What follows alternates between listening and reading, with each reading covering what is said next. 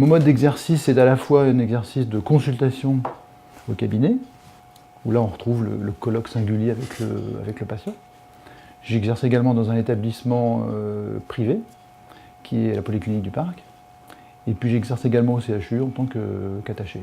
J'ai la moitié de la semaine effectivement au cabinet, donc à Hérouville-Saint-Clair, où j'y travaille habituellement les jeudis, vendredis et samedis matin. Sur le début de semaine, donc du lundi au mercredi, je suis sur ma part plutôt recherche et universitaire. Donc avec tout ce qui est la recherche pour ma thèse de sciences au sein de l'unité INSERM.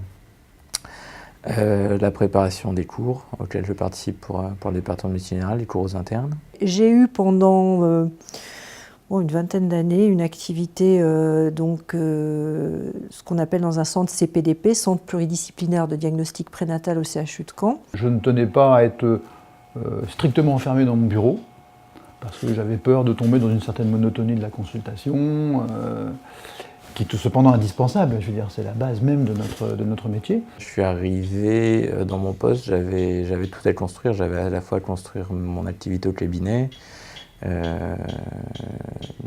qui nécessitait de concevoir une activité complètement nouvelle par rapport à ce qu'il y avait avant à cet endroit-là.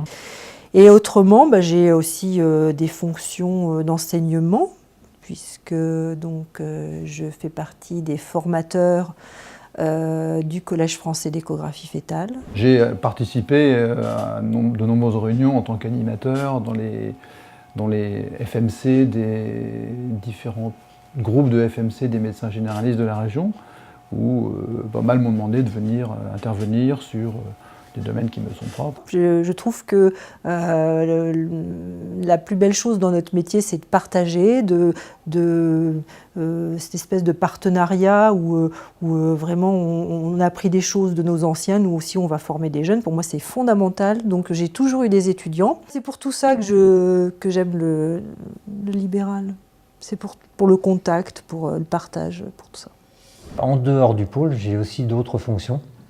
C'est-à-dire qu'au départ, je fais du sport, du karaté, et petit à petit, je me suis laissé prendre au jeu et je suis devenu le médecin du département au niveau du karaté.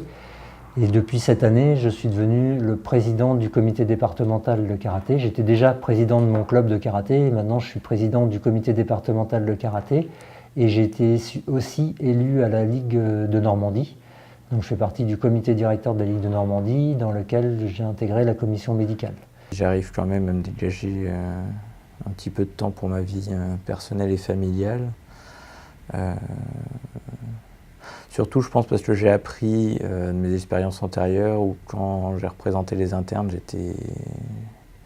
j'étais vraiment à 300% pendant 3 ans, et on s'aperçoit qu'on peut pas laisser sa vie personnelle et familiale complètement à zéro. J'ai d'autres passions.